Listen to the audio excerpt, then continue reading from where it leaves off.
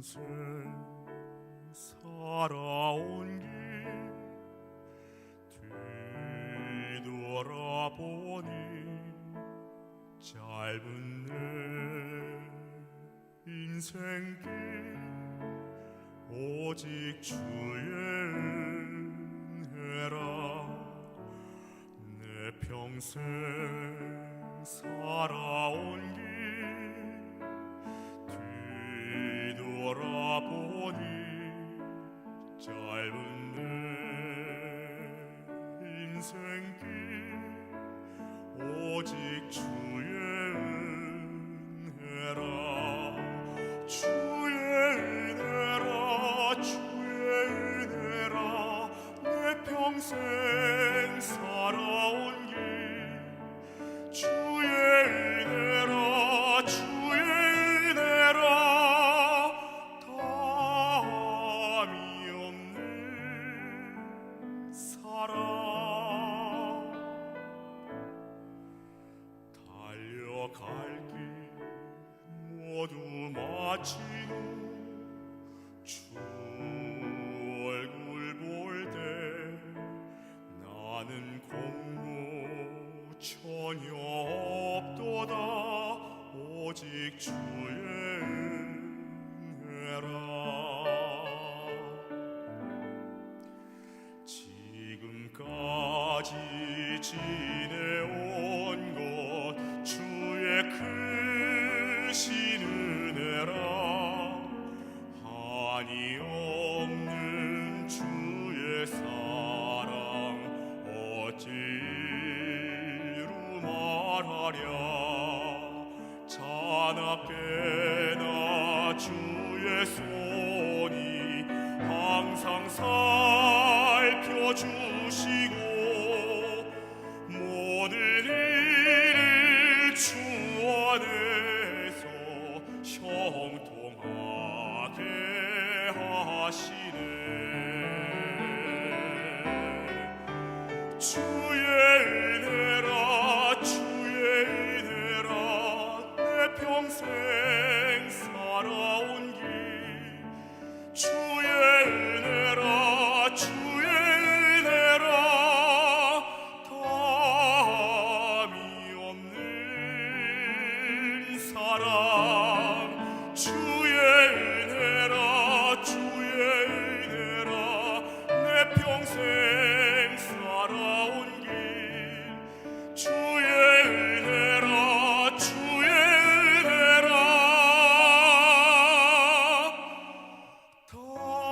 담이 없는 사랑 달려갈 길 모두 마친 주 얼굴 볼 때 나는 공로 전혀 없도다 오직 주의 은혜라 나는 공로 전혀 없도다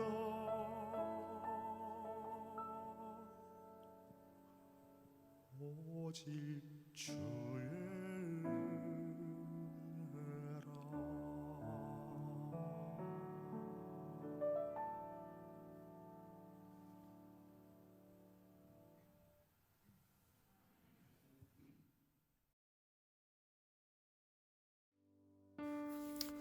하늘에 계신 아버지, 주님께서 속히 오실 것을 고대하며 주님께서 다시 올 때가 임박한 마지막 시대를 살아가는 저희들입니다. 저희들을 사랑하여 주시고 주님의 자녀로 살아갈 수 있도록 택하여 주심에 감사드립니다. 지난 1년여 동안 저희들은 코비드 팬데믹 상황 속에서 참 힘든 시간을 보냈습니다. 주님의 은혜가 아니면 저희들 이 자리에 있을 수 없는 위험한 시간들을 보냈습니다.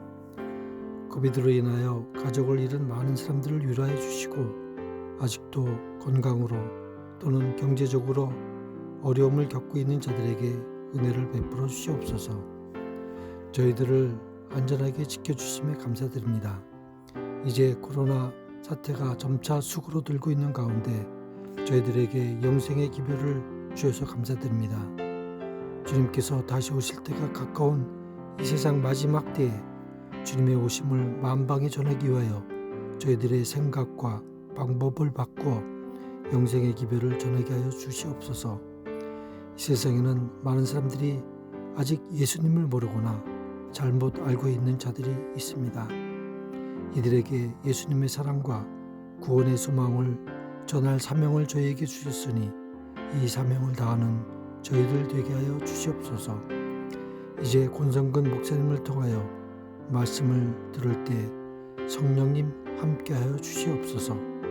주님께서 늘 함께해 주심에 감사드리오며 예수님 이름으로 기도드립니다.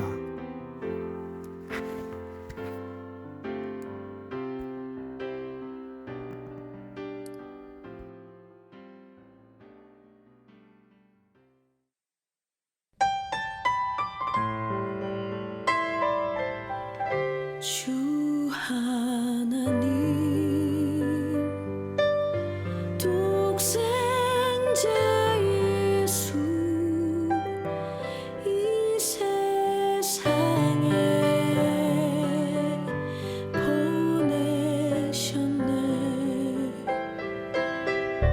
죄인 위해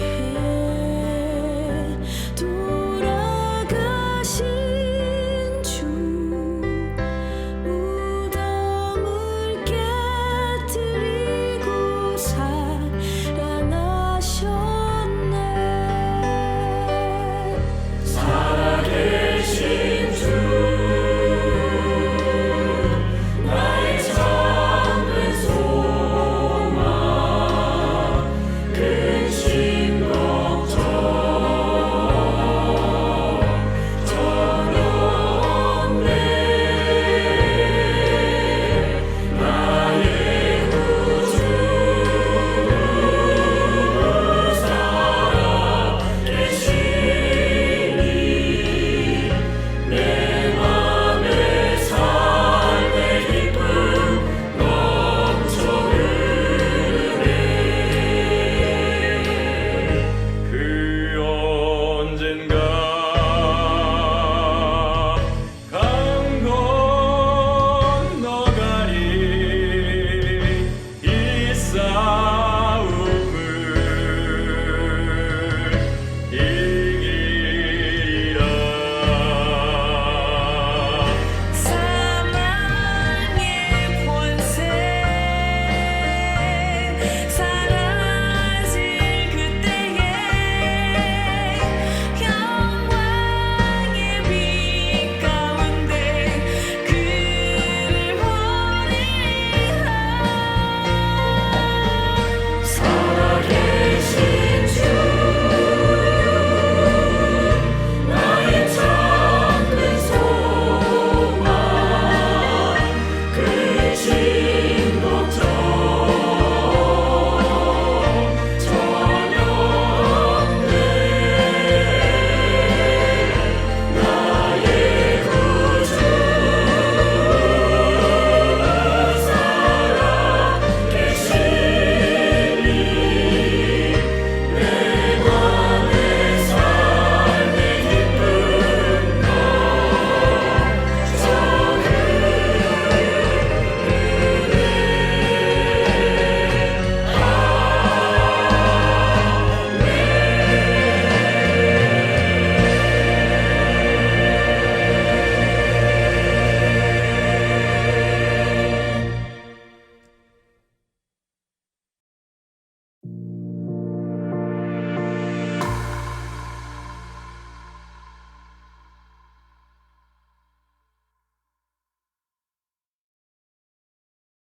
안녕하세요. 주님의 이름으로 문안드립니다. 다시금 이런 귀중한 시간을 허락하신 하나님께 감사드립니다. 그리고 북미주 교회협회 회장님이신 김성식 목사님과 남가주 연합장로회 회장 윤승민 장로님께 이 기회를 마련해 주신 것에 대해서 감사드립니다.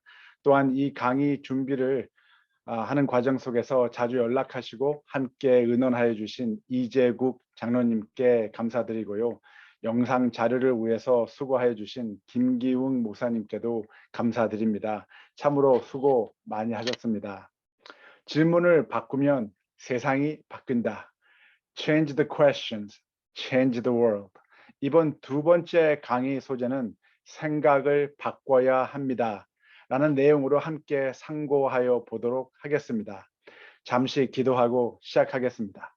하나님, 이 시간 주님께서 이 소자의 생각을 주관하여 주시옵시고 제가 전하는 말 가운데에 주님 영감을 주시옵시며 또 주님 이 시간을 통해서 저희가 주님의 뜻을 더 깊고 또 폭넓게 이해할 수 있는 기회 되게 해 주시옵소서. 주님께서 함께 해 주실 걸 믿사오며 이 모든 말씀 주 예수님 이름으로 기도드렸습니다. 아멘. 저는 결혼한 지 35년 되었고요. 행복한 가정 속에서 이 딸과 아들 둘 청장년을 두었습니다. 온 가족이 함께 기도하고 예배드리는 시간이 항상 감사했는데 아들이 5월 말에 메릴랜드 주립대학을 졸업하고 미국 공군 소위로 장교 임관이 되면서 집을 떠나게 되었습니다. 다들 자녀분들이 집을 떠나면 경험하듯이 한동안 허전함과 걱정과 조금은 힘든 시간이 될 것 같습니다. 이게 다 제 탓입니다. 저는 미국 공군 Civil Air Patrol 군목으로 또한 봉사하고 있습니다. 현재 계급이 소령이고요. 2019년에 이 메릴랜드 주 안에 있는 Chaplain of the Year 상장도 받았습니다. 요즘은 자기 PR 시대라고 피할 건 피하고 알릴 건 알려야 한다고 해서 말씀드렸습니다. 군인이 되어서 주님의 복음을 잘 선포할 수 있도록 저희 아들을 위해서 기도해 주시기 바랍니다. 첫 강의는 질문을 바꿔야 합니다. 라는 소재로 말씀드렸습니다. 우리의 구체적인 관점이 이 추상적인 관점으로 이해성을 넓혀가야 한다는 말씀을 드렸고요.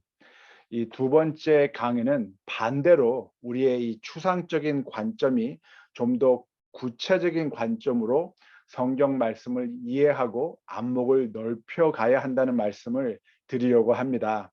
보편적으로 영적화된 이 spiritualized 된 이 추상적 관점에서 실질적이고 주님의 선교 사명으로서의 구체적 관점으로 이해할 수 있는 경험이 되시길 바랍니다.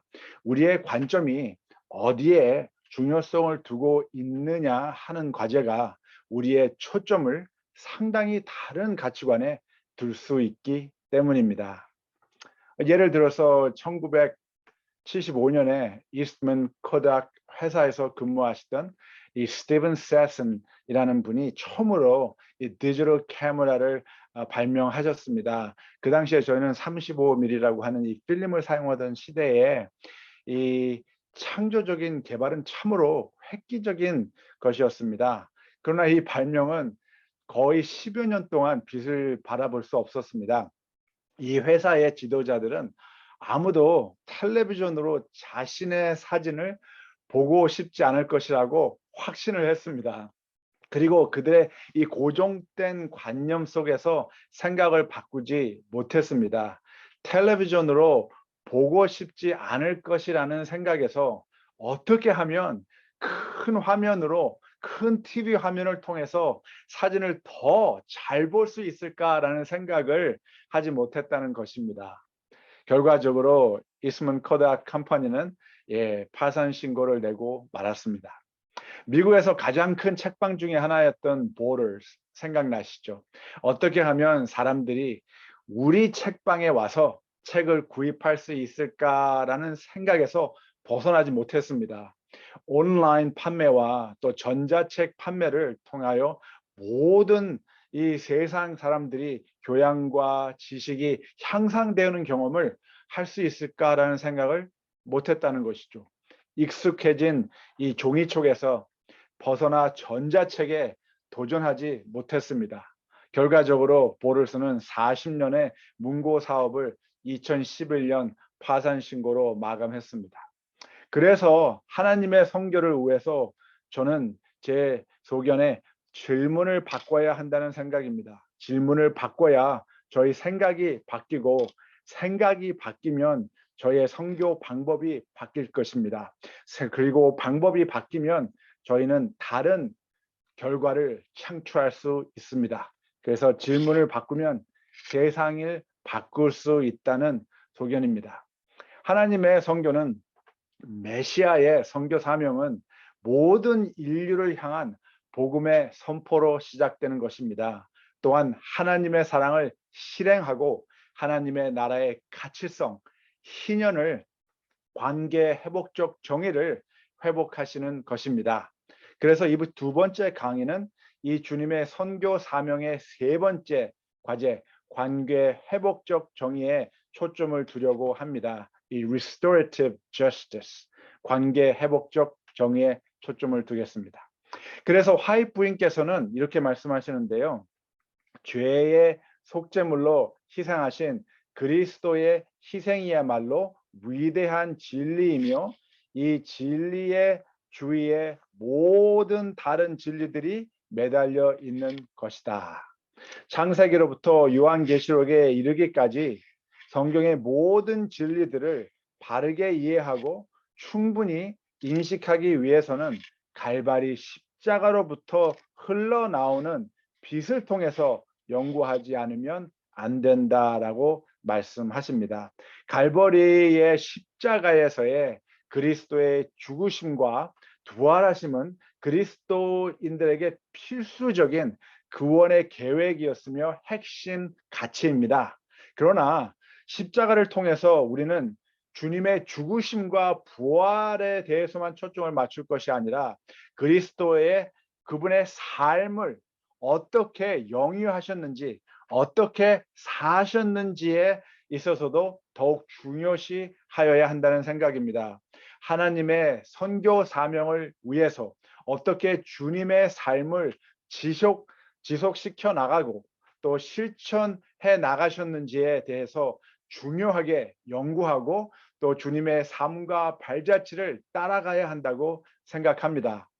제 설교는 예수님께서 겸손한 종으로서 그분의 삶을 사셨습니다.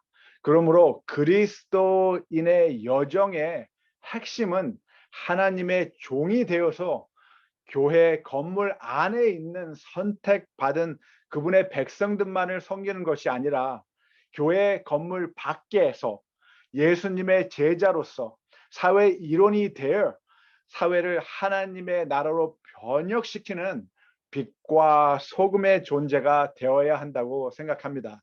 그래서 저는 그리스도인의 삶은 하나의 여정이라고 생각됩니다. 그런데 어떤 기독교 무리들은 하나님의 나라와 하나님의 은혜의 나라, 이 Kingdom of God, Kingdom of Grace, 그것과 하늘나라, 영광의 나라, Kingdom of Heaven을 이 사이를 좀 이렇게 동떨어진 이해 속에서 문화 차원 속에서 대처하며 발전시켜 왔지 않나 생각됩니다. 예를 들어 어떤 경우는 우리의 현재의 삶과 사회를 바라보면서 이곳은 나의 세상이 아니다. 나는 하늘집, 하늘 본향으로 간다 라고 말을 합니다. 그러나 우리가 지상에서 그렇게 노래하며 천국에 대해 이야기하는 동안 우리 현재의 삶의 모습은 어떠합니까? 우리의 삶의 가치관과 기본 원리는 하나님 나라의 가치관에 기반을 두고 있습니까?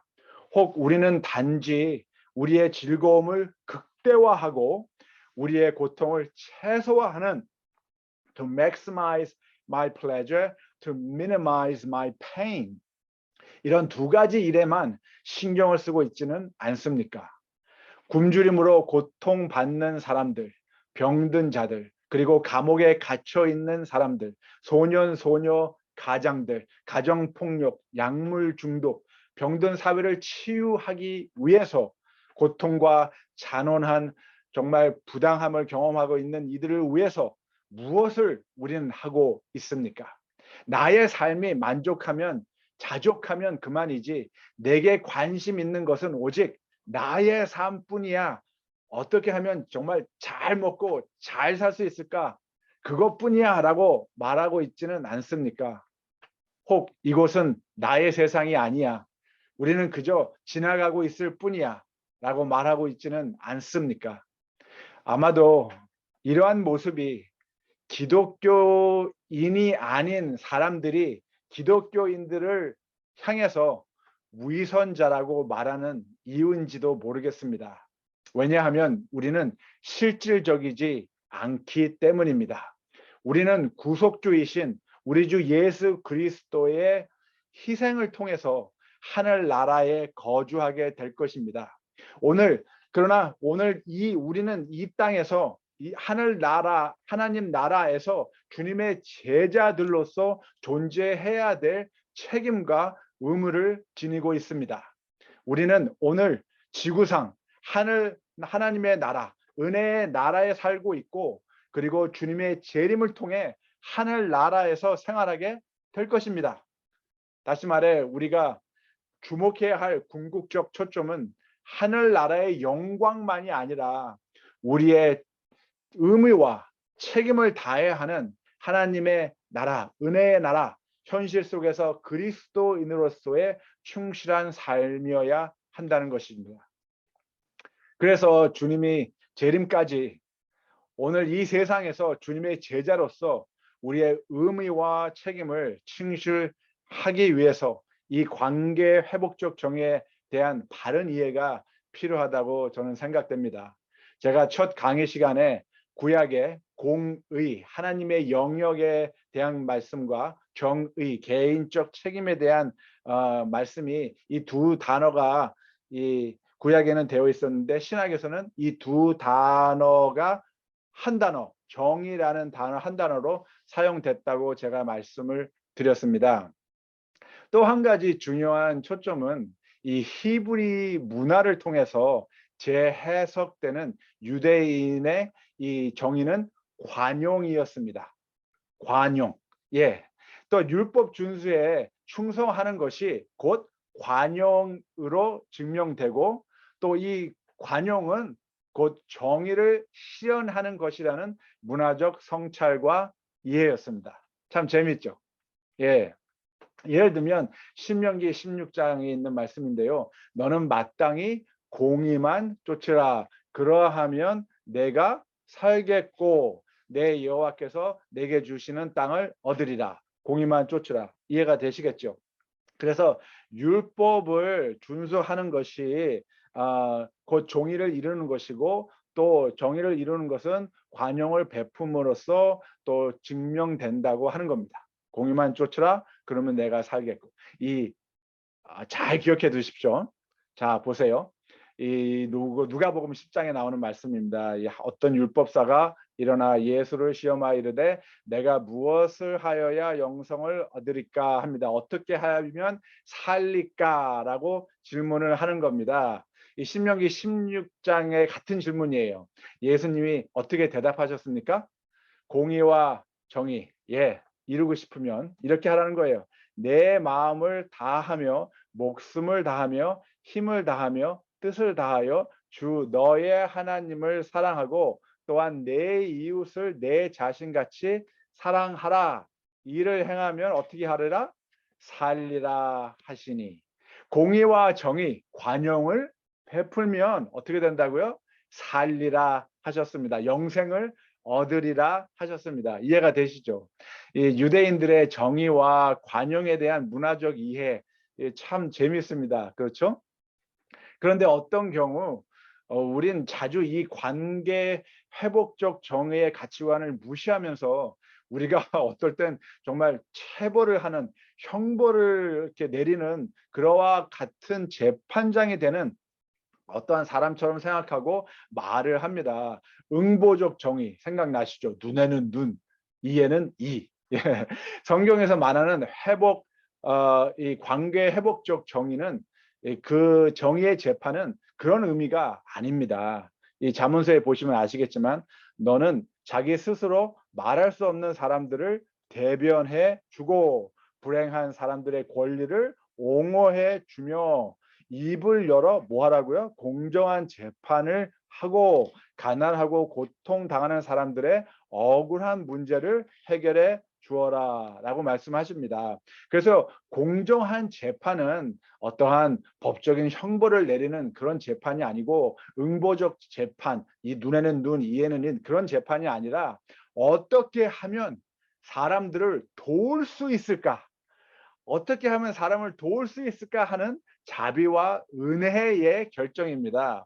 스스로 말할 수 없는 사람들을 대변해서 어떻게 하면 도와줄 수 있을까 하는 공정한 재판. 어떻게 하면 불행한 사람들의 권리를 옹호해 줄 수 있을까? 어떻게 하면 가난하고 고통당하는 사람들의 억울한 문제를 해결해 줄 수 있을까? 사람들을 도울 수 있는 자비와 은혜의 공정한 재판을 말씀하고 계신 겁니다. 그래서 시편에 너희는 가난한 자와 고아의 권리를 옹호하며 가난하고 고통당하는 자들에게 공평한 재판을 하라. 그들을 악인들의 손에서 구출하라 라고 말씀하십니다. 그래서 일리자베스 오카너 분께서는 이렇게 말씀하시는데요. 교회의 사명은 성령의 은사를 받은 제자를 찾아내고 그들의 능력을 개발하여 많은 사람들이 외면당하고 천대받는 사회에서 그 재능을 나눌 수 있도록 인문 양성을 하는 것입니다 라고 이 제자들의 인문 양성에 대해서 강조를 하십니다. 이사야 1장에 선행을 배우며 정의를 구하며 학대받는 자를 도와주며 고아를 위하여 신원하며 과부를 위하여 변호하라 하셨습니다. 그게 저희가 해야 될 일입니다. 그래서 마태복음에 이같이 너의 빛을 사람 앞에 비추게 하여 저희로 너의 착한 행실을 보고 하늘에 계신 너의 아버지께 영광을 돌리게 하라라고 말씀하셨습니다. 그런데 가끔씩 우리는 우리 스스로가 응보적 정의의 재판장인 것처럼 생각하고 말하고 행동합니다. 예를 들어서 어떤 분들은 마지막 시대가 이 마지막 종말은 이 LGBTQIA 이 성소수자들 때문에 시작되었다면서 이 소돔의 비유를 말하시면서 그들을 심판하고 핍박하려고 하십니다. 물론 전 그분들이 왜 그렇게 생각하고 말씀하시는지 이해가 됩니다. 그러나 우리가 무시할 수 없는 것은 에스겔 16장 49절에서 왜 하나님께서 소돔을 벌하셨는지에 대한 말씀입니다. 여기에 보시면 내 아우 소돔의 죄악은 이러하니 그와 그 딸들이에게 교만함과 식물의 풍족함과 태평한 항지 있으며 또한 그가 가난하고 궁핍한 자들을 도와주지 아니하며 라고 말씀하세요. 이게 누구의 이야기입니까? 바로 우리들 자신의 이야기입니다. 제 자신의 이야기입니다. 소돔이 심판을 받아야 할 수밖에 없었던 결론적 이유는 그들이 가난하고 궁핍한 자들을 돌보지 않고 이기적인 세속적인 삶, 세상적인 삶을 살았기 때문입니다. 이 한국말 성경은 참 점잖아요. 점잖아서 이 자극성이 없습니다. 근데 이 영어를 보시면 이 교만함이라는 단어는 arrogance, 이 정말 잘난 체하며 겸손하지 않고 방자히 행하는 모습을 말하고 있는데요. 자신의 능력을 과시하며 자기를 최고로 자랑하는 행위를 말하는 것입니다. 또한 이 에스겔에서의 이 교만의 이 원어의 뜻은 하나님의 은혜와 도움을 부인하는, 하나님이 필요 없다고 하는 그런 교만함이에요. 이 피조물이 이 창조주가 필요 없다는 겁니다. 이게 말이 됩니까? 그래서 이 교만함은 인간이 할 수 있는 최고의 범죄 행위로 간주하는 단어입니다. 하나님이 필요 없다는 생각. 참 교만합니다. 또한 이 풍족함, 이 overfed이라고 되어 있는 단어는 이 좀 속된 표현으로 너무 드셔서 배가 아플 지경이라는 소리죠. 그리고 이 태평한지라, 이 unconcerned, 참 한번 상상해 보십시오. 약 500명의 이상의 사람들을 태울 수 있는 비행기 9대가 사람들을 정말 가득 싣고 이 9대의 비행기가 매일 땅으로 곤두박질합니다. 추락을 합니다. 이게 큰 일이 아닙니까? 큰 사건이죠. 하루 평균 5천 명이 가난하기 때문에 이 5천 명의 사람들이 정말 굶주림 때문에 죽어가고 있습니다. 정말 간단한 연고만 있어도 나을 수 있는 이 피부 질병이 심각해져서 사람들이 죽어가고 있습니다. 그런데 저희는 어떻습니까?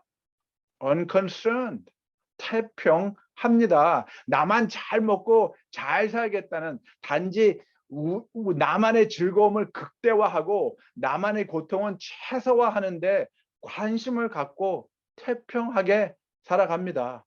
그리고 가난한 사람들과 나의 도움이 필요한 사람들을 도와주지 않습니다.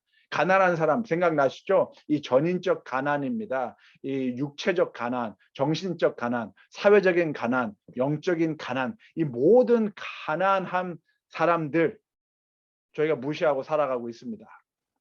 소돔이 멸망한 것을 성소수자들에게만 핑계를 대서는 안 되겠지요. 소돔의 멸망은 우리의 잘못입니다. 나 자신의 잘못입니다. 그래서 요한복음 3장 16절에 뭐라고 하십니까? 하나님께서, 이건 사랑의 근원입니다. 그렇죠? 예, 세상을 이처럼 사랑하사, 사랑의 범위입니다. 주셨으니 사랑의 특징입니다. 그의 유일한 아들, 가장 큰 사랑의 선물입니다. 그를 믿는 사람은 누구나 사랑의 제의, 그렇죠? 멸망하지 않고 사랑의 경고, 영원한 생명을 얻으십시오. 사랑의 약속입니다. 생각이 바뀌어야 합니다. 하나님께서는 온 세상을 사랑하십니다. 온 세상 만민을 사랑하십니다. 모든 죄인을 사랑하십니다. 그것이 하나님의 사랑의 범위입니다.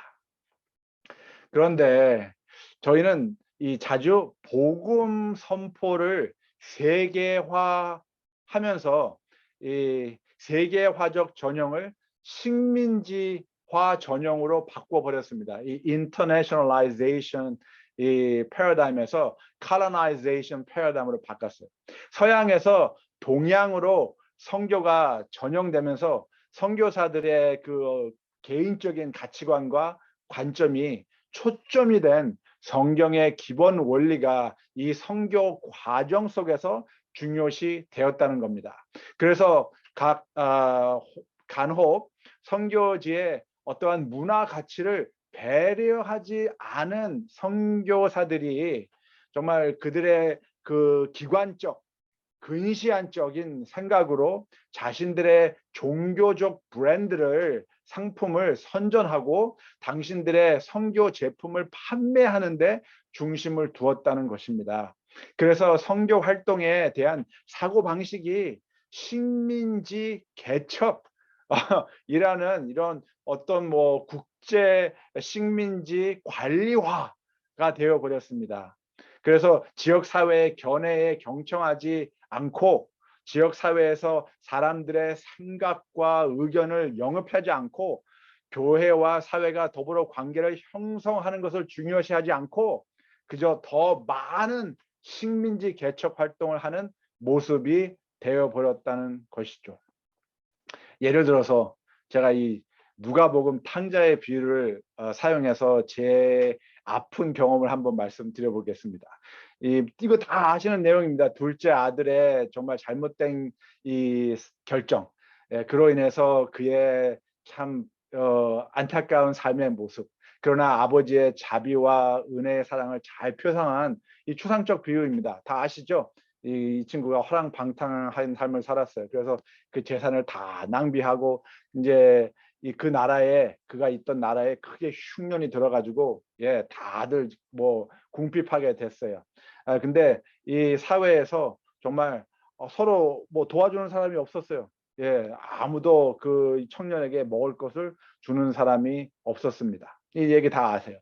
제가 이 이야기를 이제 러시아 목사님들과 나누고 있었는데 이분들이, 러시아 목사님들이 이 이야기의 문제점은 둘째 아들이 아니라 국가의 책임, 회피라고 하시는 겁니다.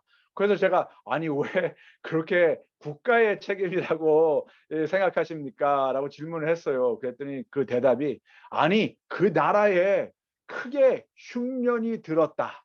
온 지방에 나라 전체에 기근을 겪고 있는데 국가는 무엇을 하고 있었는가? 그래서 관련된 국가의 책임에 대해서 이 초점을 맞추고 계시더라고요. 그 러시아 목사님들의 문화적 배경과 구체적 관점이 왜 그렇습니까? 사회적, 그렇죠. 사회주의적 영향력이었기 때문입니다.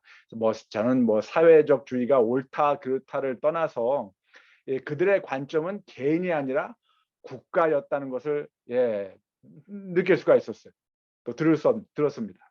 또 재미있는 경험은 이 탄자니안 목사님들과 이야기할 때였는데요. 이분들 역시 이 비유의 초점은 둘째 아들이 아니다 라고 얘기하세요. 이 문제는 아무도 먹을 것을 주지 않은 이 지역 사회에 대한 사회적 책임이라고 말씀하시는 겁니다. 재밌죠? 예, 지역 사회에 대한 사회적 책임이 문제였다. 이 탄자니안 사람들은 말입니다. 이 사회적 공동체 개념으로 문화가 형성이 되어 있어요. 그래서 우리 사회에 배고픈 사람이 있으면 나눠주고 도와주고 서로 공존해야지 어떻게 돼지의 주염 열매를 먹을 때까지 그 사람을 모른 채 할 수 있느냐, 이게 말이 됩니까? 하는 거예요. 그러나 이 미국에서 공부하고 미국에서 성장한 저는 이 목사님들에게 이 문제는 누구의 문제라고 주장합니까?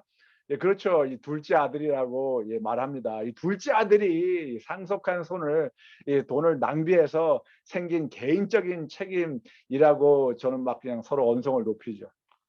누가 옳고 누가 그를까요?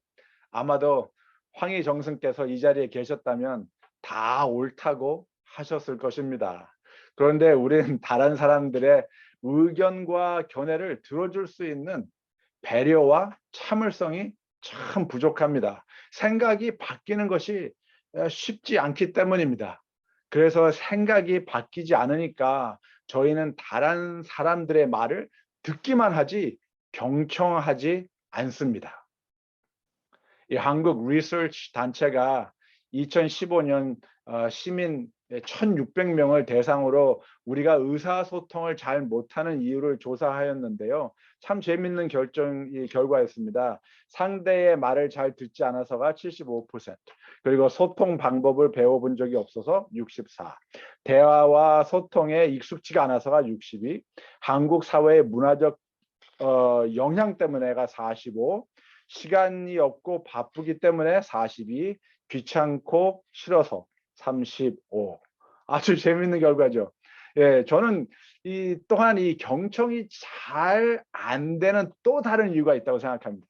이 경청이 잘 안 되는 또 다른 이유는 대화 중에 우린 자신의 판단을 미리 정해놓고 남의 말을 형식적으로 듣기 때문입니다. 처음부터 결론을 내려놓고 들으면 상대방이 아무리 설득력 있고 감동적인 이야기를 해도 받아들이지 않게 되는 것입니다. 이해가 되시죠? 저에게 성경을 가르쳐 주신 그리고 또 침례를 주신 양완주 목사님, 항상 감사하고 참 존경스러운 목사님이십니다. 저에게 정말 성경을 가르치시면서 양 목사님께서 참 고생 많으셨습니다. 지금쯤이면 다 아시겠지만 제 생각이 참 엉뚱하고 참 말도 안 되는 질문들을 많이 했습니다.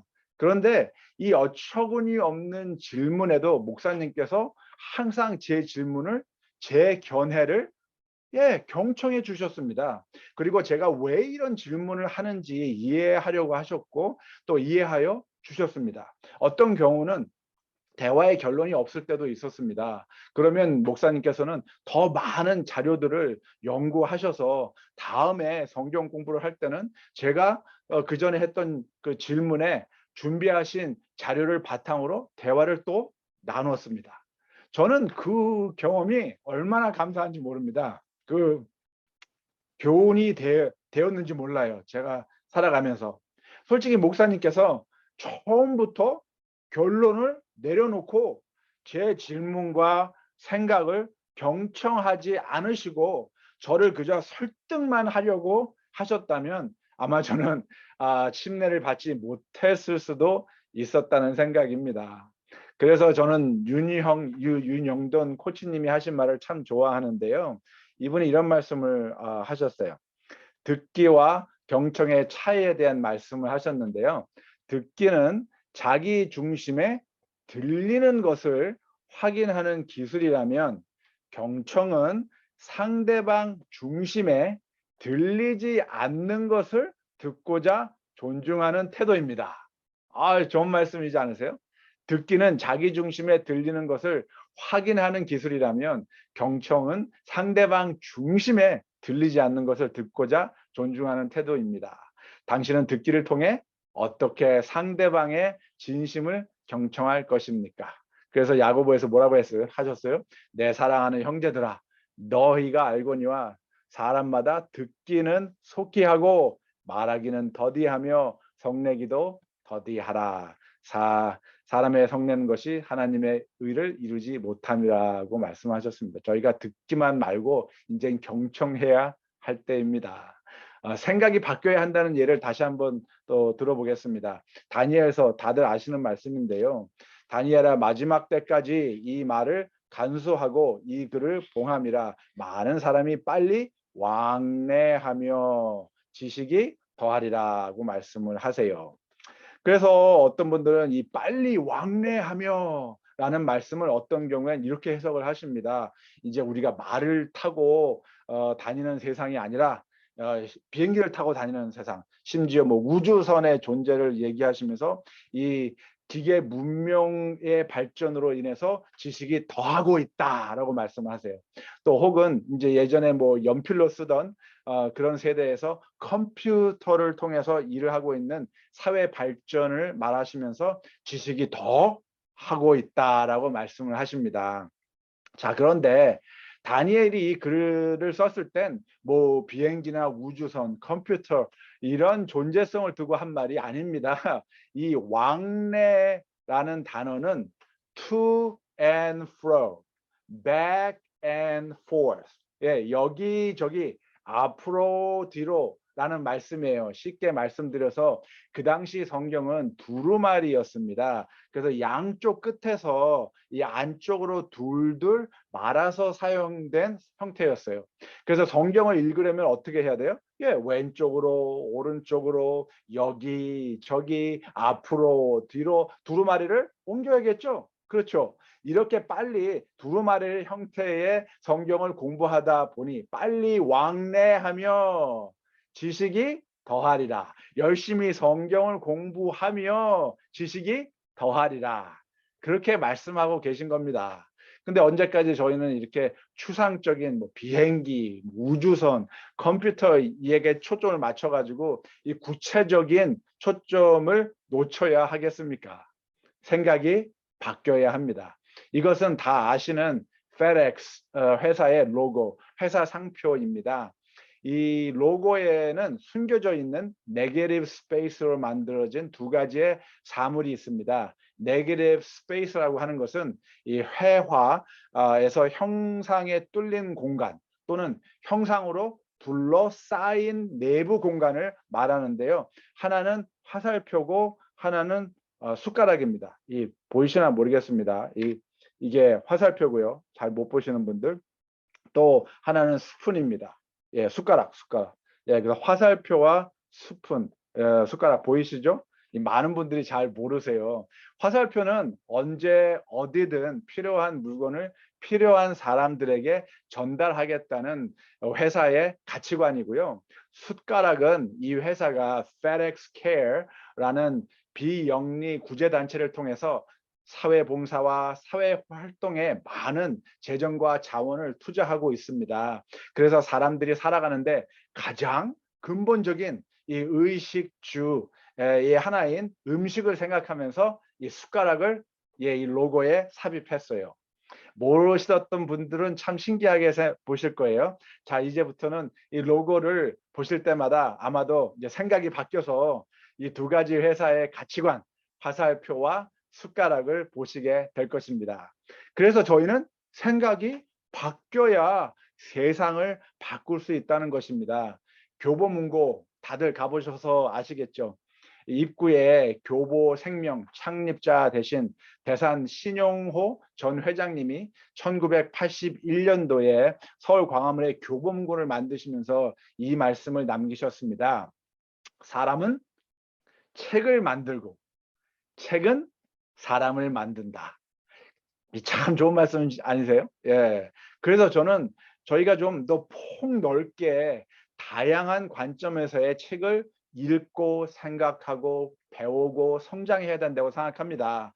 매번 하나 더하기 하나는 둘, 이러한 책만 보시면 생각이 바꿔지지 않습니다. 제가 이 코로나 사태 이후에 교회의 선교는 생각을 바꿔야 한다고 지금 말씀드리고 있는데요. 우리가 사회 봉사와 사회 활동의 중요성을 깨닫고 그 책임과 의무를 다 하려고 할 때에 비로소 예수님의 사역, 이 전인적 사역의 의미를 깨달을 수 있는 것입니다. 그래서 영적인 어떤 영혼 구원에만 관심을 갖는 것이 아니라 우리 모두가 정말 육체적으로, 정서적으로, 사회적으로, 영적으로 하나님의 형상을 닮은 사람으로 살아가고 있는가에 저희가 관심을 가져야 된다는 것이죠. 그래서 전인적 사역은 이 총체적인 복지를 말하는 것입니다. 영혼과 육체가, 정서와 사회가 모든 면에서 공동체 관심이어야 합니다. 그래서 교회의 모든 사역, 저희가 하고 있는 전도, 구제, 개인 개발, 이 모든 면에서 이 사역이 전인적 사역이 되어야 된다는 것이죠. 그런데 그래서 생각이 바뀌어야 돼요. 근데 이제 가끔씩 저희는 그러한 중요성을 무시할 때가 있습니다. 이런 거예요. 성경을 보실 때 누가복음 10장. 다 아시는 내용입니다. 예수님께 대답하여 이르시되 어떤 사람이 예루살렘에서 여리고로 내려가다가, 잘 보세요. 예루살렘에서 여리고로 내려가다가 강도를 만나매 강도들이 그 옷을 벗기고 때려 거의 죽은 것을 버리고 갔더라. 마침 한 제사장이 그 길로 내려가다가 그를 보고 피하여 지나가고 이와 같이 한 레위인도 그곳에 이르러 그를 보고 피하여 지나가고, 그곳이 어디예요? 예, 그 길입니다. 그 길로 내려가다가 예루살렘에서 여리고로 내려가다가 그 소리예요. 지금 이해가 되시겠죠? 잘 보십시오. 어떤 분들은 제사장과 레위인이 이 죽어가고 있는 사람을 도와줄 수 없었던 이유가 그들이 예루살렘에 가서 성전 의식 책임을 완수하여야 하였기 때문에, 옷과 몸이 더럽혀지면 안 되기 때문에 할 수 없이 비켜갔다고 말합니다. 그런데 성경이 뭐라고 되어 있습니까? 예루살렘에서 여리고로 내려가다가로 되어 있어요. 그 제사장과 레위인은 예루살렘에서 여리고로 내려가고 있었습니다. 성지 순례를 다녀오신 분들은 확실히 아시겠지만 예루살렘은 쉽게 얘기해서 성전 근무를 하기 위해서, 예배를 드리기 위해서 제사장과 레위인이 일하는 장소입니다. 그리고 여리고는 이들이 살고 있는 동네예요. 쉽게 얘기해서. 교회 그 사택들이 모여 있는 장소라고 생각하시면 됩니다. 제사장들과 레위인들이 단체로 공동 생활하는 동네였습니다. 그런데 보시면 아시겠지만 그들이 이 강도 만나서 죽어가고 있는 사람을 발견한 것은 그들이 여리고 집으로 일을 하러 예루살렘으로 가고 있는 그 상태가 아니라 예배 끝나고 일 끝나고 집에로 돌아가던 상태입니다. 이해가 되시겠어요? 문제는 이들의 생각이었습니다. 제사장과 서기관의 생각은 내가 이 사람을 도와주면 나에게 어떤 일이 생길까였고요. 사마리아는 내가 이 사람을 도와주지 않으면 이 사람에게 어떤 일이 생길까였습니다. 이 차이점 아시겠죠? 결론적으로 우린 생각이 바뀌어야 합니다. 사회에서 멸시와 천대를 받는 사람들을 외면하면서 그들은 나의 이웃이 아니야라고 말하면서 자신을 정당화하려 하였던 제사장과 서기관에게 아니 우리 자신들에게 주님께서는 누가 나의 이웃인가라는 추상적인 관점이 중요한 것이 아니라 구체적인 관점에서 나 자신이 이웃이 되어 우리 각 개개인이 이웃이 되어 사회를 향하여 다가가고 있는가 질문하고 계신 겁니다. 그래서 복음 전도 사역으로 부름을 받은 우리 모든 그리스도인들은 사회적 책임, 관계 회복적 정의에 책임이 없다고 말할 수 없는 것입니다. 이렇게 사회 활동이라는 것은 문화가 다른 사람들도 사마리아인들도 이방인들도 로마인들도 감싸 안을 수 있는 희생을 요구하는 것입니다. 그렇게 사회 공동체를 섬기는 것과 하나님을 섬기는 일은 이 두 가지의 책임은 서로 분류될 수 없는 것이죠. 이론적으로는 참 뭐 너무 쉽게 설명을 드릴 수가 있는데 이 문제는 실천이 잘 안 된다는 것입니다. 실천이 잘 안 돼요. 그 이유가 무엇이라고 생각하냐면 제 소견입니다. 저는 이 세 가지의 문제 때문에 실천이 안 된다고 생각하는데요. 첫째는 사랑입니다. 하나님의 사랑. 하나님의 사랑의 눈으로 이 사람들을 바라봐야 돼요. 이 하나님의 사랑의 눈으로 사람들을 바라봐야 그 한 영혼들이 귀하게 느껴지고 이 한 영혼들이 하나님에 속했다는 것을 저희가 인식할 수가 있습니다. 그런데 하나님의 사랑으로 눈으로 바라보지 않으니까 저희가 이 영혼들을 사랑하는 마음이 없어요. 두 번째는 사람에 대한 이 존엄성인데요. 이 dignity of mankind. 그래서 모든 사람이 정말 존재가 존중받고 도덕적으로 대우받을 권리를 타고났음에도 저희는 그것을 인정하지 못합니다. 예, 어떤 사람들에 대한 그 존엄성이 없어요. 예. 그리고 세 번째는 사람들에 대한 존중이 없습니다. respect, honor가 없어요. 하나님의 자녀로서 사람의 가치가 점점 사라지고 있기 때문입니다. 그래서 저는 이 이기적인 자기중심, self-centered, here and now, 지금 현재만의 삶의 만족함, 이러한 자기중심적, 이기주의적 삶 속에서 저희가 벗어나야 된다고 생각해요. 정말 사심 없이 섬기는 삶, 다른 사람들을 섬기는 삶, 다른 사람들을 위하는 삶, other-centered.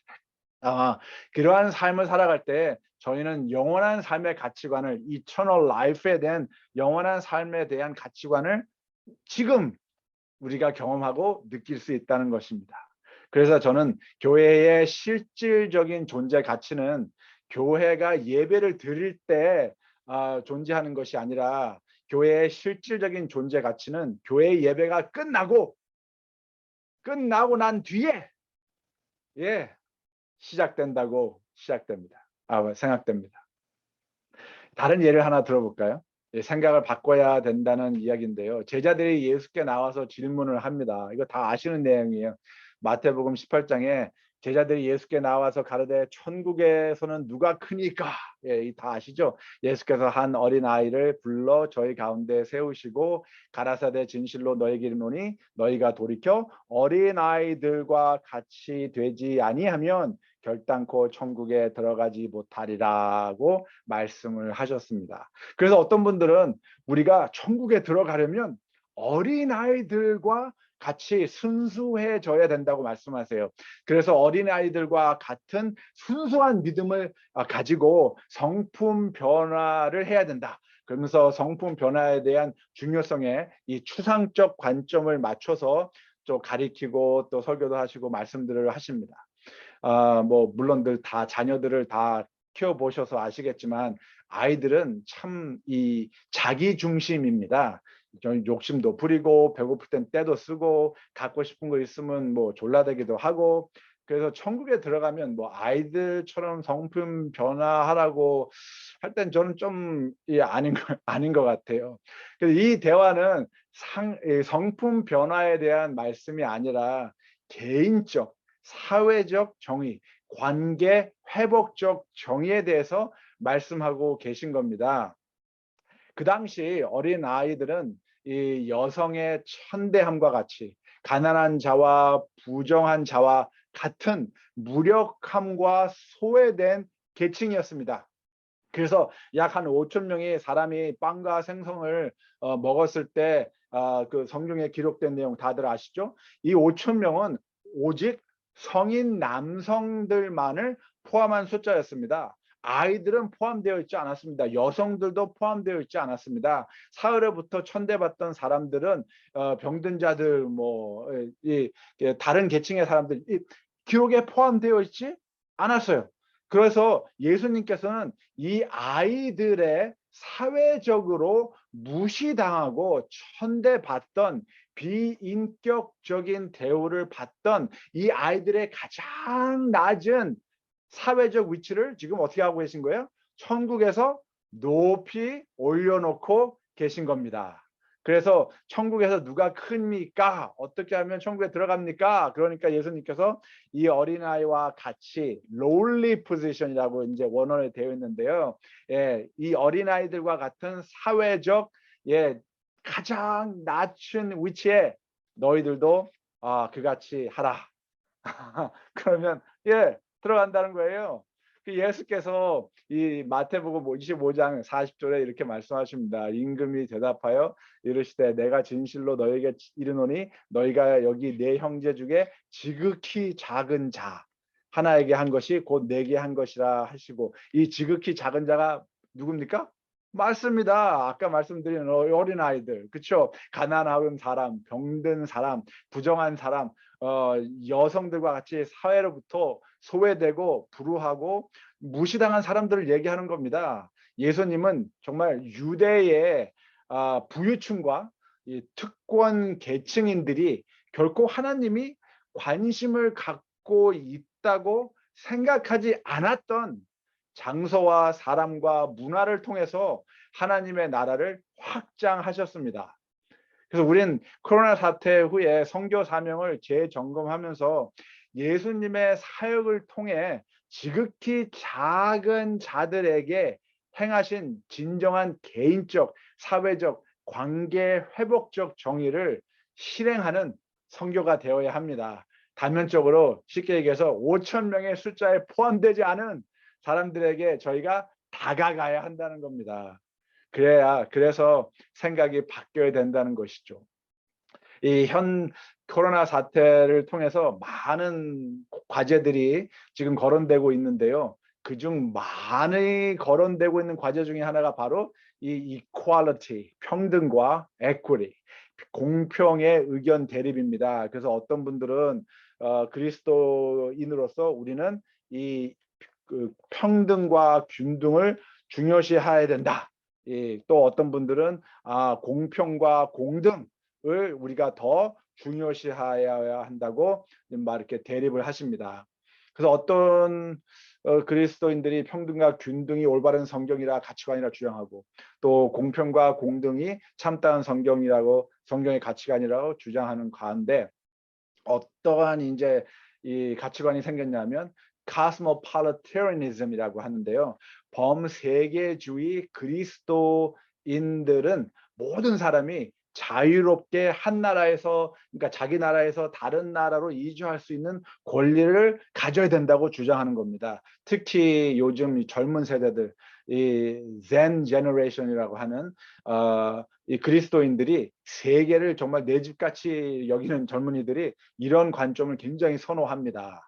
근데 또 communitarianism, 이 사회주의 그리스도인들은 생각이 틀려요. 이들은 우리는 공동체의 가치를 인정하고 강조하지만 다른 나라에서 우리나라로 이민 올 때는 자격을 갖추고 이민법에 합당한 절차를 통해서만 이민이 허락이 돼야 된다라고 주장합니다. 그래서 이 두 부리 cosmopolitanism과 communitarianism 그리스도인들이 이제 막 대립을 하고 있어요. 그래서 이 두 무리들이 평등이 중요하다, 공평이 중요하다라고 서로 대립을 합니다. 참 재미있는 현상입니다. 같은 성경을 가지고 이렇게 견해 차이가 생겨서 의견을 대립하고 있는 모습을 보고 있으면 말입니다.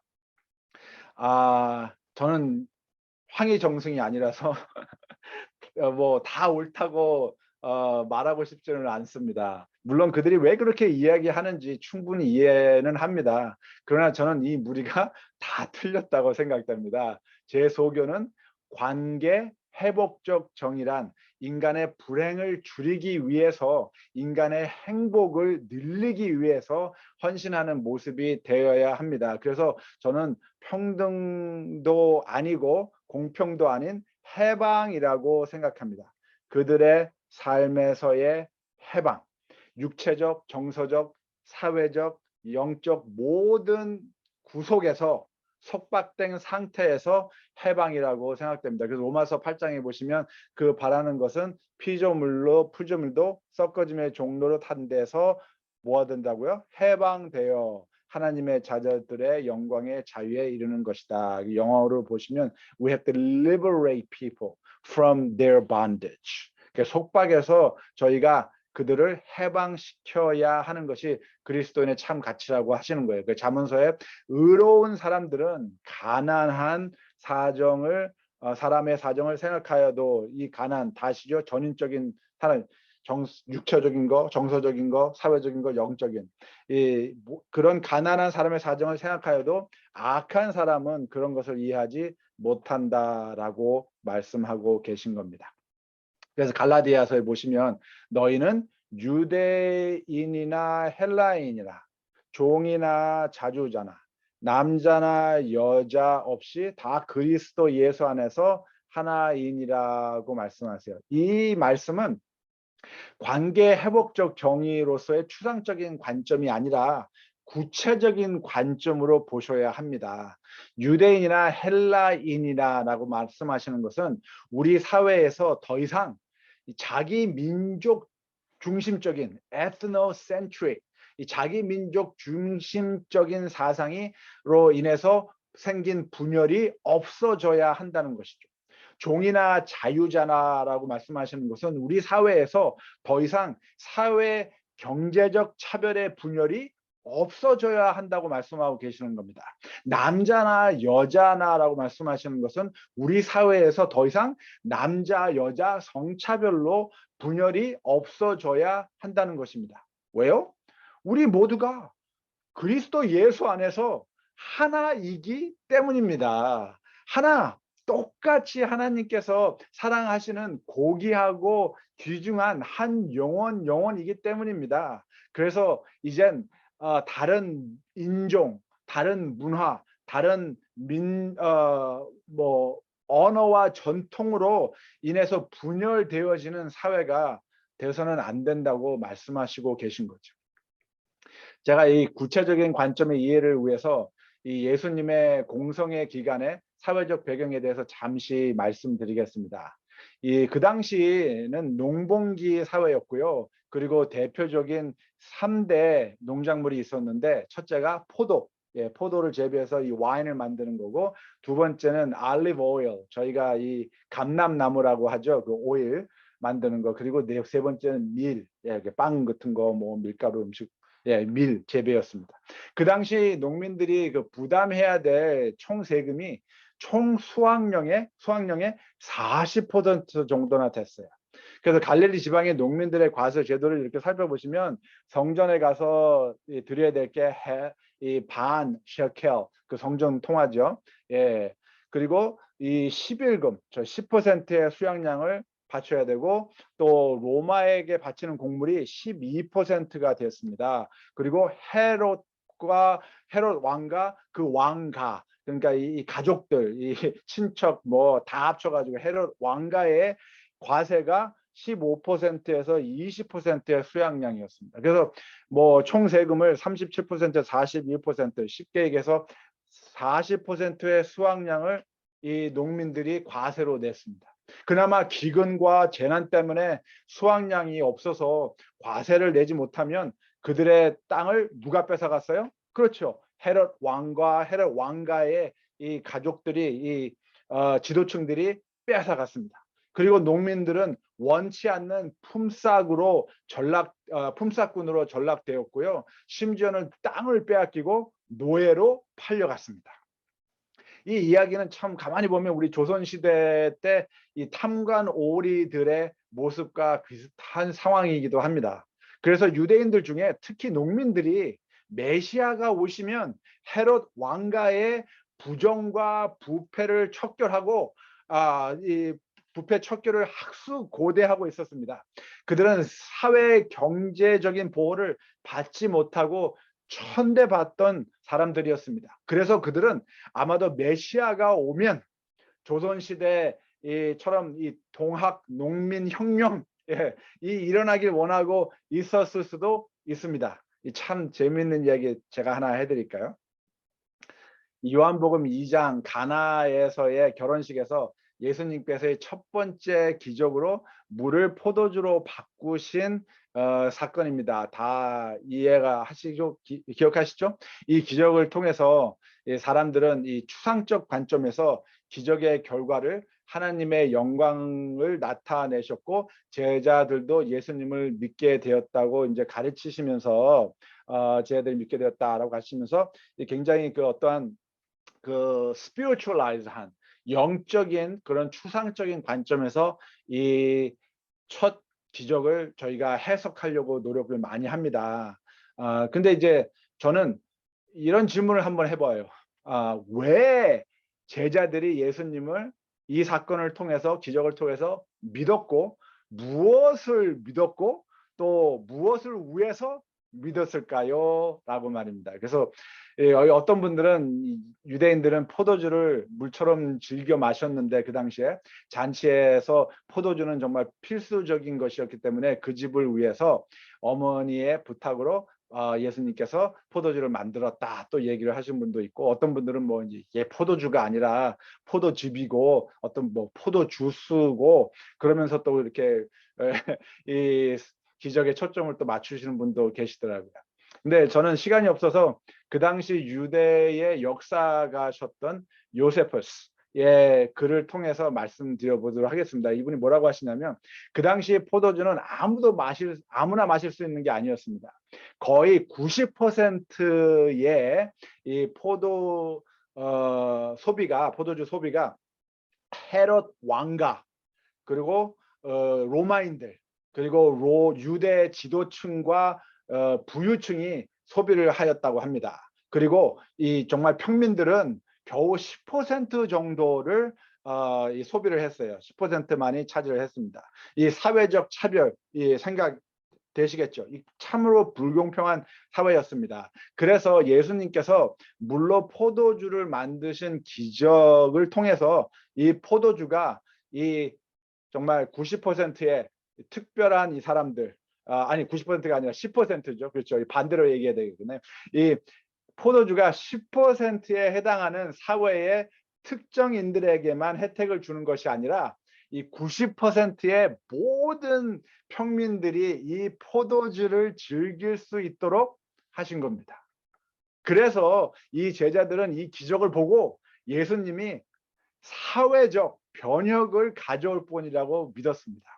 예수님께서 민족적, 사회적, 정치적 속박에서 그들을 해방시키고 불공평한 사회적 차별을 예수님께서 변혁가로서 새로운 왕국을 설립해서 바꿀 것이라고 생각하고 믿었던 것입니다. 네, 안타까운 이 현실은 이 제자들이 대부분이 주님께서 십자가를 정말 지시기까지 이 생각을 바꾸지 못했다는 것입니다. 그래서 예수님께서 회복적 정의에 대한 하나님의 뜻을 가르치실 때 유대인들이 반대하고 반박을 한 것입니다. 그래서 여기 회복적 정의 뭐 이렇게 보시면 아시겠지만 악한 자를 대적지 말라. 누구든지 내 오른편 뺨을 치거든 왼편도 돌려대며라고 되어 있어요. 참 이게 재밌지 않습니까?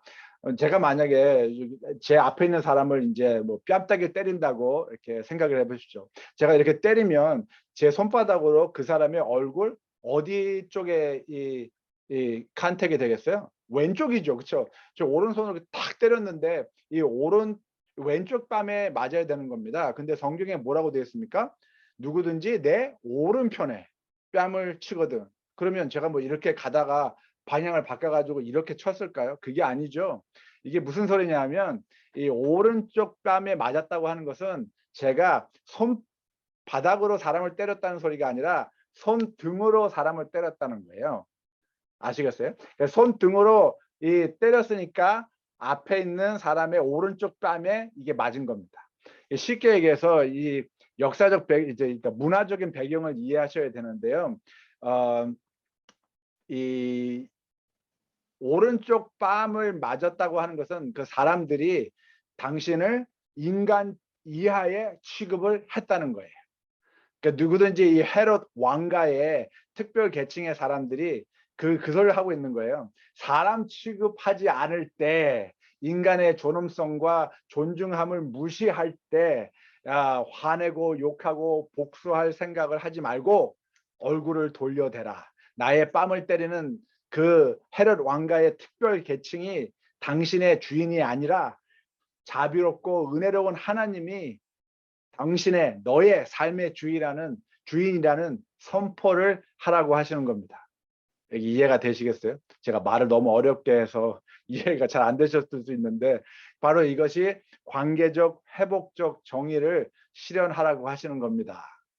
그래서 저희가 회복적 정의에 관심이 참 부족해서 주님의 개인적 정의와 사회적 이 정의를 위한 약속과 실천을 어떨 때는 저희가 좀 이렇게 그냥 지나가기도 해요. 그래서 이 피터 머린이라는 그 목사님이 이런 말씀하셨는데 저희는 사람들이 쉽게 좋은 사람으로 살아갈 수 있는 사회를 만들기 위해서 관계 회복적 정의가 필요하다고 말씀하십니다. 그래서 이 생각이 바뀌지 않기 때문에 어떤 경우에 우리는 성경을 읽으면서도 우리가 가지고 있는 생각과 이해함으로써 바탕으로 성경을 읽습니다. 언젠가 어떤 분이 이런 말씀을 하시더라고요. 야고보에서 하나님 아버지 앞에서 정결하고 더러움이 없는 경건은 곧 고아와 과부를 그 환난 중에 돌아보고 자기를 지켜 세속에 물들지 아니하는 것이다. 이게 성경을 읽으시고선 하나님이 원하시는 정결하고 더러움이 없는 경건은 이게 다른 말로 또 표현이 되면 이 종교, 예배 뭐 이렇게 해석도 되는데요. 종교는 자기를 지켜 세속에 물들지 아니하는 것이다. 이제 그렇게 얘기하시면서 세속에 물들지 아니하기 위해서 저희가 도시를 떠나야 되고 시골 생활을 해야 되고 또 이 여러 가지 그 연결된 문제들에서 말씀을 하시더라고요. 근데 죄송하게도 야고보 1장은 그런 내용이 아닙니다. 예수님께서는 하나님이 원하시는 경건은 이 참된 종교는 정결하고 더러움이 없는 경건은 뭐라고 말씀하시는 거예요? 고아와 과부를 그 환난 중에 돌아보고 라고 하시는 겁니다. 쉽게 이야기해서 전인적 필요함이 있는 사람들을 돌보라는 것이 하나님께서 원하는 참된 경건이라는 것이죠. 참된 종교라는 것입니다. 그리고 그들이 필요한 이들을 돌보지 않을 때 그것은 결국 어떻다는 거예요? 세속적이며 세상의 악의 영향으로 살아간다는 것입니다. 그들을 돌아보지 않고 그들을 케어하지 않고 비짓하지 않을 때 그래서 이 야고보는 뭐라고 하는 거냐면 세상이 당신을 부패시키는 것을 거부하라고 말씀하시는 겁니다.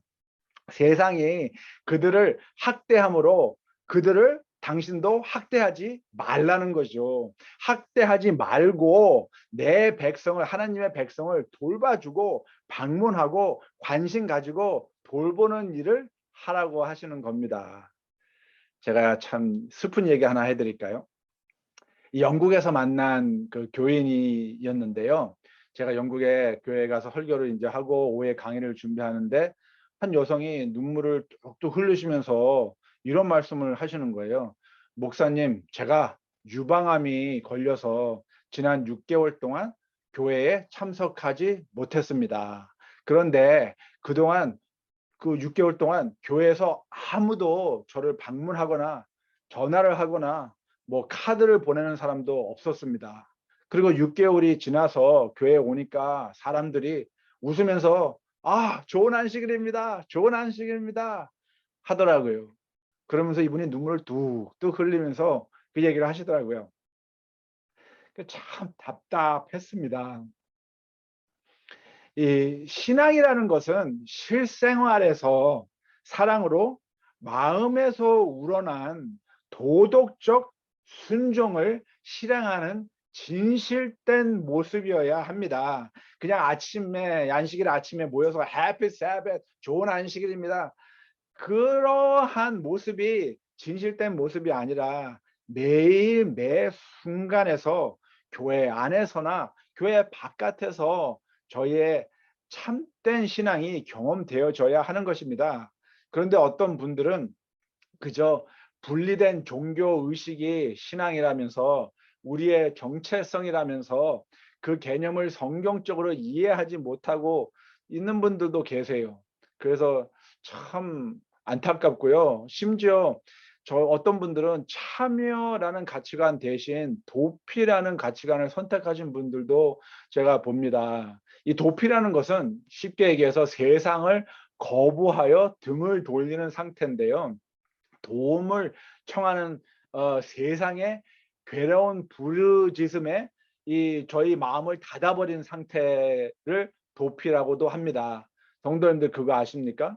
이 본디오 빌라도처럼 정말 손을 씻고도 저희의 주님의 제자로서의 책임과 의무는 면제되지 않는 겁니다. 참여라고 하는 것은 긍휼의 마음으로 사회를 돌아보고 하나님과 사회를 섬기는 과정에서 우리의 손이 더러워지는 모습입니다. 정말 아프고 상처나고 마음속 깊은 곳에서 억누를 수 없는 하나님의 사랑이 북받쳐 오르는 것을 경험하는 것을 얘기하는 겁니다. 자, 우리는 생각이 바뀌어야 합니다. 우리는 우리의 상태는 어떻습니까? 우리는 어쩌면 정말 무책임한 도피주의자가 아닐까요? 정말 그런 생각도 하거든요. 1년에 한두 번씩 사회를 향해서 저희는 기습 공격으로 전도를 합니다. 그리고 그 정말 기습 공격이 끝나면 바로 철수합니다. 그리고 교회 안에서 안전지대 속으로 들어와서 다음 기습 공격할 때까지 꼭꼭 숨어 있는 모습은 아닙니까? 우리는 어쩌면 주님의 재림의 임박함을 알리기 위해 말을 하는데 사회적 책임과 실행은 그저 시간 낭비라고 말하고 있지는 않습니까? 이 요한 1서에서 뭐라고 되어 있습니까? 태초부터 있는 생명의 말씀에 관하여는 우리가 들은 바요, 눈으로 본 바요, 주목하고 우리 손으로 만진 바라 생명에 나타나신 바 된지라. 이 영원한 생명을 우리가 보았고 증거하여 너희에게 전하노니 이는 아버지와 함께 계시다가 우리에게 나타나신 바 된 자니라. 이 추상적인 말씀을 우리는 이제 구체적으로 실행하여야 합니다. 지역 주민들이 우리 주변의 사람들이 우리의 삶을 통해서 개인의 삶을 통해서 복음을 들어야 합니다. 우리의 실질적인 행동을 통해서 복음을 보아야 합니다. 우리의 사회 봉사와 사회 활동을 통해서 하나님의 복음을 하나님의 사랑을 만질 수 있어야 합니다. 하나님께서는 우리의 가정과 사회 속에서 현실적으로 존재하십니다. 우리의 존재 가치는 어떤 형이상학한적인 모습이 아니라 사람들이 명백하게 분명하게 볼 수 있도록 느낄 수 있도록 하나님의 나라의 증거가 되어야 합니다. 근데 참 이 흥미로운 사실 하나 제가 말씀드릴까요? 이 연구 자료는 제 멘토이신 만티슬린 목사님께서 하신 말씀, 연구하신 자료인데요. 화이트분께서 이 시골 생활에 대한 권면과 도시 전도에 대한 중요성을 에 대해서 107번의 권면을 하셨습니다. 107번. 근데 그 107번의 권면 중에 24번의 권면이 이 시골 생활, 도시를 떠나라는 말씀이었어요. 근데 재밌는 게 뭐냐면 이 24번, 24번의 권면의 80%가 세 가지의 부류의 사람들에게 하신 이 충고였습니다. 조언이었습니다. 첫째는 뭐냐 하면 이 병든 사람들, 몸이 좋지 않은 사람들, 이 도시가 점점 공해가 심해지고 하니까 이 좋은 공기 좋은 시골 생활을 해라. 병을 낫기 위해서. 그리고 두 번째는 이 어린 자녀들이 이 공공학교에 다니면서 정말 진실된 그리스도인의 교육을 받지 못하니까 공공학교 도시에 있는 학교를 떠나서 시골 생활하면서 아이들을 주님 안에서 가르쳐라. 그리고 세 번째는 뭐였냐 하면 바로 이 템테이션 많은 거. 사람들이 정말 도시가 악해지면서 정말 많은 유혹들이 생기기 시작했어요. 약물과 또 뭐 알코올 또 하여튼 이런 문제점들이 생기기 시작하면서 사람들이 자꾸 그 시험 속에 빠지니까 화이트분께서 그런 분들에게 떠나라, 시골 생활해라. 그래서 이 24번의 권면은 바로 그 세 가지의 부류의 사람들에게 80% 이상 말씀을 하고 계세요. 근데 또 하나 재밌는 것은 바로 이 두 번째인데요. 83번의 권면입니다. 이 107번의 권면 중에 83번의 권면의 말씀이 우리가 도시로 이동해서 도시에서 선교를 해야 되고 또 선교를 해야 되는 구체적인 지시를 하고 계세요.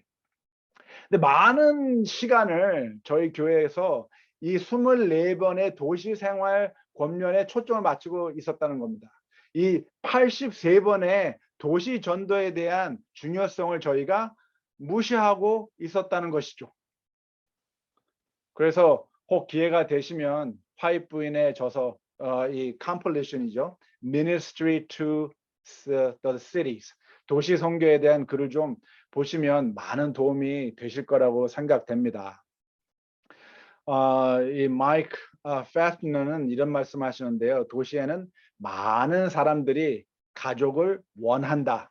그러나 그들은 종종 가족이 무엇인지 알지 못한다.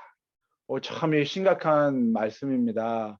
우리는 도시에서 해야 될 일이 많이 있습니다. 정말 미국은 뭐 2010년 그 데이터가 38%의 가정이 편부모 가정이라고 합니다. 지금은 뭐 더 많아졌을 수도 있겠죠. 싱글 패런 홈이라고 하는 거예요. 그래서 우리 사회의 가족의 붕괴와 빈곤으로 정말 깨어진 가족 관계가 저희 주변에 너무 많습니다.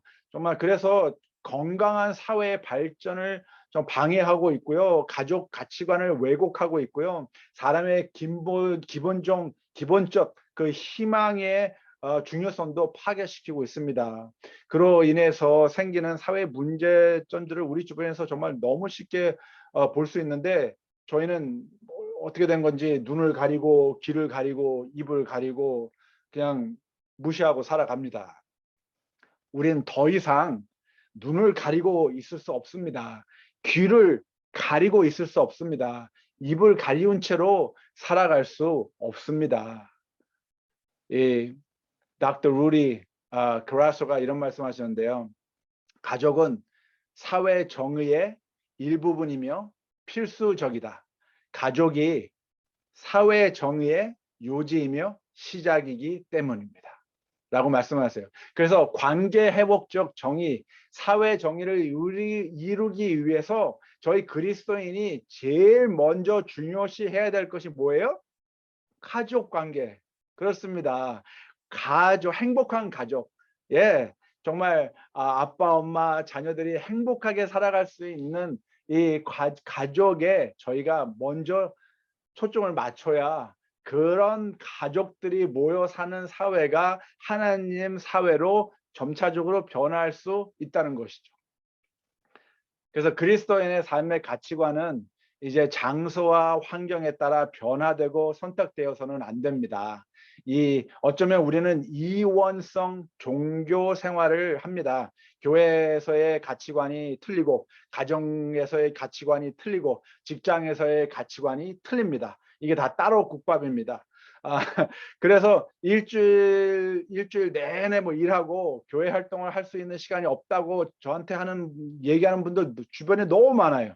집이 교회에서 먼 거리에 있어서 주중에 교회 가는 것이 뭐 현실적이지 않고 교회 일을 하는 것이 현실적이지 않다고 막 얘기를 합니다. 그런 생각이 왜 생기냐면 바로 이 이원성, dualistic, 이원성 삶의 가치관 때문에 그렇습니다. 이 생각이 바뀌어야 돼요. 이원성이 아니라 저희는 일원성 가치관으로 바꿔야 합니다. 그리스도인의 가치관은 장소와 환경에 따라 변화되고 선택되어서는 안 되는 것이죠. 우리는 일원성 가치관의 삶을 살아가는 신앙인이 되어야 합니다.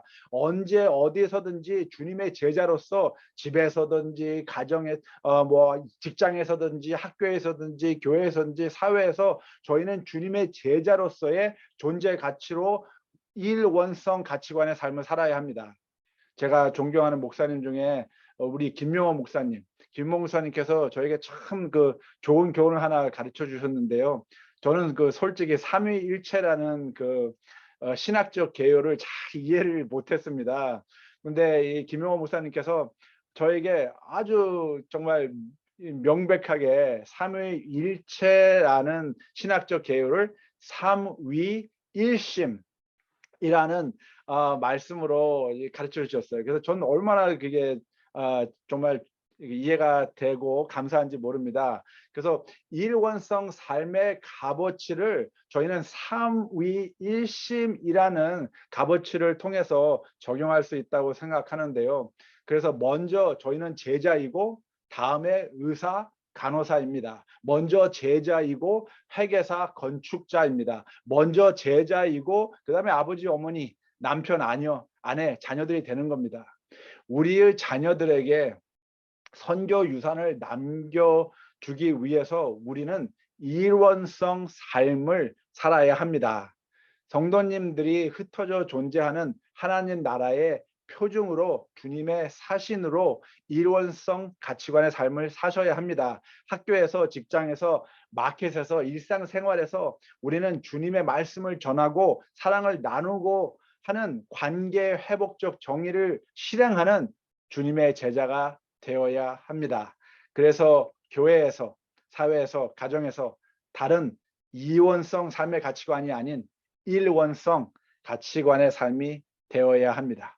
그래서 디트리히 본하퍼 목사님은 이렇게 말씀하세요. 그리스도인의 삶은 예수님을 각 사람의 삶에 추가시키는 것이 아니라 자신의 삶을 주님을 위해서 포기하는 것이며 기꺼이 어떠한 희생도 감수할 수 있는 삶이다라고 말씀을 하십니다. 그래서 저희는 질문을 바꿔야 합니다.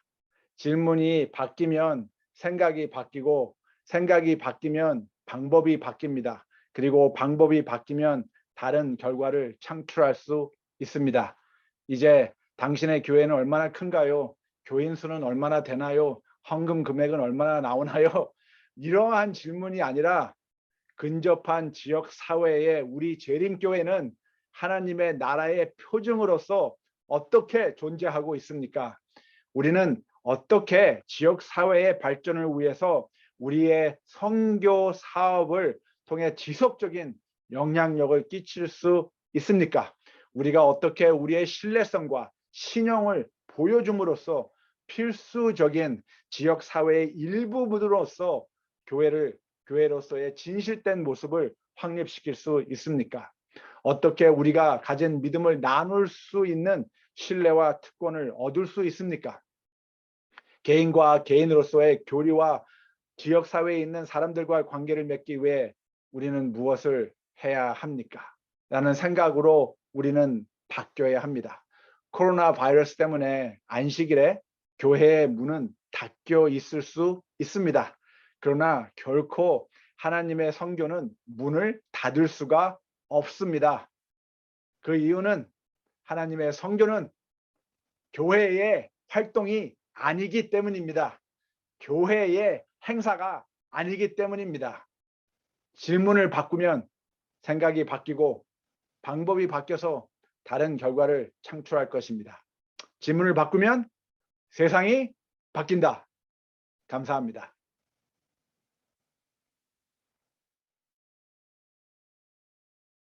하늘에 계신 하나님 아버지, 항상 사랑으로 저희들을 이 어려운 세상에서 지켜주셔서 참으로 감사합니다. 마지막 시대를 살고 있는 저희들, 더욱이 코로나 바이러스로 인해 혼탁하고 어지러운 이 세상을 오직 하나님께 의지하며 살고 있는 저희들입니다. 인간의 힘과 지혜로는 도무지 알 수 없는 앞을 향해 가고 있지만 분명한 것은 곧 오실 예수님을 굳게 믿사오며 또한 모든 세상 일들이 하나님의 계획 안에서 이루어지고 있음을 믿사옵니다. 코로나 이후에 알 수 없는 미래에 대한 불안 가운데 질문을 바꾸면 세상이 바뀐다는 주제로 권성근 목사님께서 말씀 주시는 이 세미나에 성령님 같이 하셔서 저희들이 하나님의 계획을 더욱 이해하고 코로나 바이러스 이후 시대에 더욱 말씀으로 무장해서 선교에 열심히 굳건히 나서는 저희들이 되도록 축복하여 주시옵소서. 앞으로 2주 동안 말씀 주시는 목사님, 또 말씀 듣는 저희들 모두 성령님 같이 하심으로 감동 감화되어 더욱더 하나님께 가까이 가는 저희들이 되도록 축복하여 주시옵기를 예수님 이름으로 간절히 기도드리옵나이다. 아멘.